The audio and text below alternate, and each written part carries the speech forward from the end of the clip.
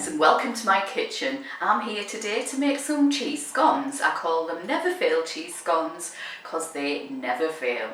Let's get into this. So to make these cheese scones, all we need to do is take a sieve and add to the sieve 275 grams or 10 ounces of self-raising flour.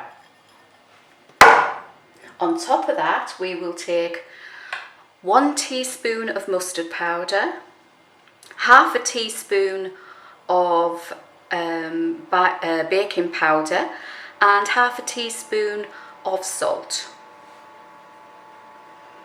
And what we need to do is sieve that into this bowl, so get rid of all the lumps. Get rid of the lumps that are in the bottom, we need those. There we go. Then what we need to do is add our fat. Our fat in this instance is butter. I've cut it up into small chunks so it'll work a little. It'll go into the flour a little bit better. But you can use margarine. Stalk margarine's really good. What else is there? Oh, plant-based spreads are really good. Anything like that. I've even known people use lard or Trex, something like that. Now what you need to do is take in a pastry cutter, or even your fingers if you don't have a pastry cutter. I find these are a little bit quicker than using your hands, but if you do use your hands, if you just take a little bit of the butter and break it up and then rub it between your finger and thumb and just keep doing that until you've got fine breadcrumbs, it works just as well. So what we're doing here is just breaking up the butter as if we were rubbing it between our hands. So just keep chopping away at the butter into the flour. You've got a consistency that looks like breadcrumbs. As you can see here, there's no large lumps in there. If you do see any as you sift it, as you're going through, just attack it with your fingers and your thumbs. Rub it in until they've all gone. Then what you need to do is take 3 ounces, that is 80 grams of any particular cheese that you like. A strong cheese is always good. So in this instance, I've got red Leicester. Sometimes I use cheddar, but I find red Leicester and cheddar are the best. So pop that in, and what you need to do with that is take a fork and just mix it into your flour mixture. You need to coat all the cheese. If you don't coat the cheese, what can happen is that the cheese can sink to the bottom. This just ensures that it doesn't do that. We don't want a soggy mess at the bottom of our scones. So make a well in the middle, and what you need to do now is add your egg mixture. Now what I've got here is 1 egg, 1 large egg, and 90 grams of plain yogurt.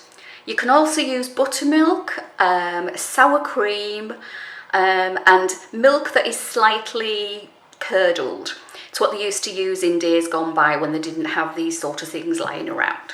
So what you do is you give it a good blend with a fork. Just keep going till it's all one colour and not showing bits of one and bits of the other in it. So just give it a good whisk.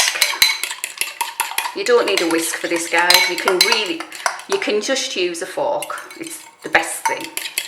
And as you can see now, it is all incorporated.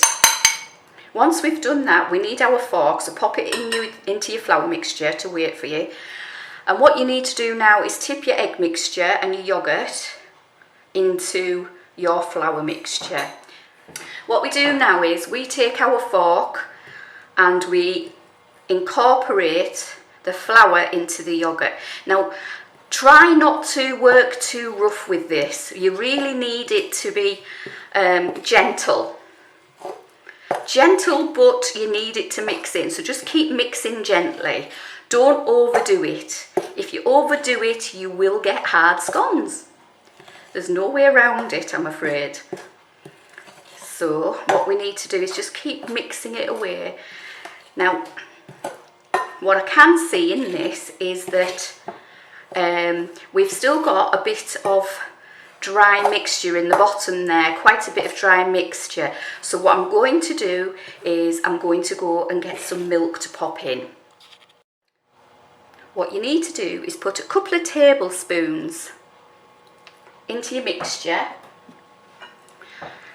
and then keep on mixing as you were before. Now then, the only thing we can do now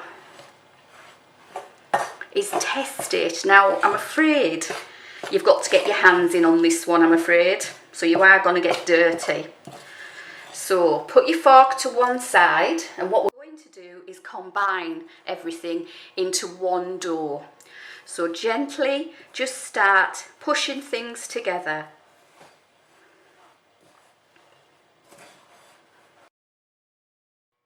Now that we've got our dough formed, what we need to do is just step over to the oven and switch the oven on to gas mark 7.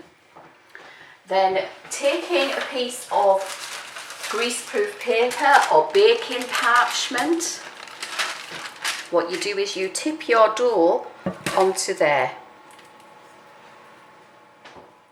So after you've preheated your oven, come back to your dough, and what you're going to do is press down on the dough. A lot of people say use a rolling pin. I find you don't need to. Why dirty one more implement when you don't need to? So just press down on it. Press down until you get to about 1 centimetre in thickness. That's all you need. There we go. Then take a baking sheet, much like this one here, and put some parchment paper on top. And what we're going to do is cut out our scones and lay them on the baking sheet. What you need to do is take your cutter, whatever it is, and press it into the dough. Try to do it evenly, because what I do find is that if you do it unevenly, they rise unevenly. And then just cut out your scones and place them as you go on your baking sheet. So as you can see, it'll make 8 perfect cheese scones. All we need to do now is put them in the oven. So we're going to put them in the oven on gas mark 7, which is 220 and 425 for an electric oven. And they're going to go in there for 15 minutes. So set your timer for 15 minutes. Alexa, set timer for 15 minutes. 15 minutes, starting now. So once the timer has gone off, it's time to take your scones out of the oven. So let's have a look and see what they look like.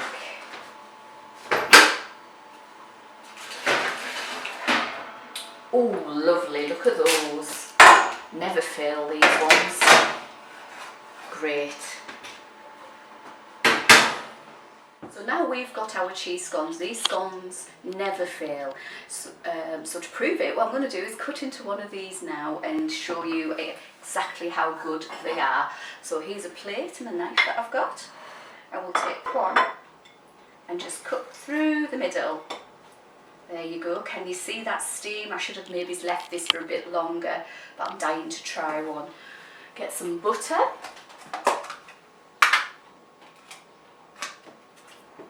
And put a bit of butter on. Now, always plenty of butter. It makes a scone. Next one.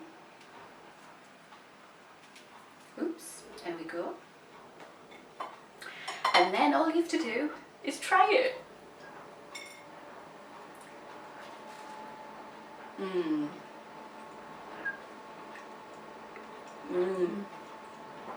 Lovely. One of my favourite things.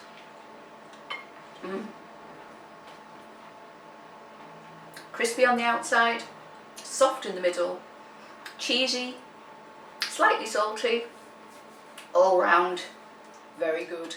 Thank you for joining me today. I hope you liked what you saw. If you did, like, subscribe, and there'll be more content coming. The recipe is in the description box below, and I hope you enjoy this. Liz out.